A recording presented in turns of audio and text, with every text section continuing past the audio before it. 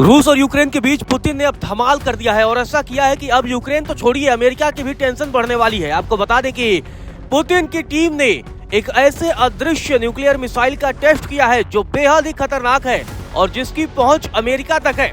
आपको बता दें कि ये मिसाइल इतनी खतरनाक है कि इसे कोई भी रडार सिस्टम नहीं पकड़ सकता है और ये अमेरिका तक मार करने में सक्षम है।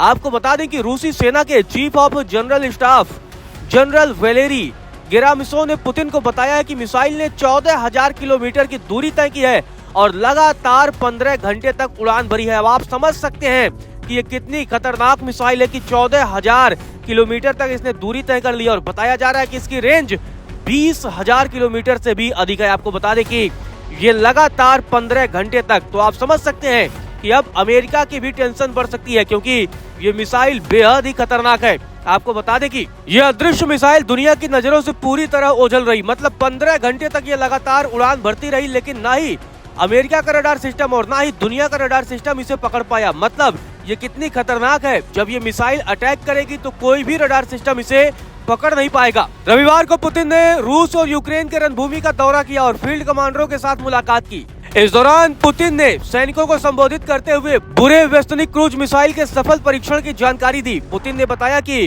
रूसी चीफ ऑफ स्टाफ जनरल से यानी सेना प्रमुख वालेरी गेरासिमोव ने जानकारी दी है कि 21 अक्टूबर को मिसाइल ने 14,000 किलोमीटर की दूरी तय की है और दुनिया की सभी एयर डिफेंस सिस्टम को मात देने की क्षमता का प्रदर्शन किया है। इस दौरान पुतिन ने कहा कि बुरेवेस्टनिक क्रूज मिसाइल एक ऐसा हथियार है जो परमाणु इंजन से संचालित होता है और जिसकी मारक क्षमता असीमित है, यानी ये मिसाइल दुनिया के किसी भी कोने में परमाणु हथियार ले जाने में सक्षम है।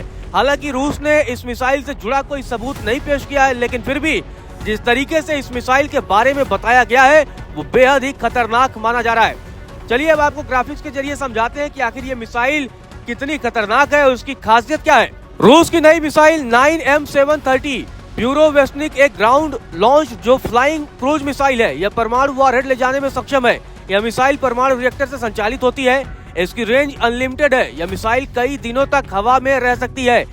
रडार को चकमा देने में सक्षम है। 50 से 100 मीटर की ऊंचाई पर उड़ने से पहले रडार से ओझल रहती है। इसे नाटो ने SSC X9 स्काईफॉल नाम दिया है।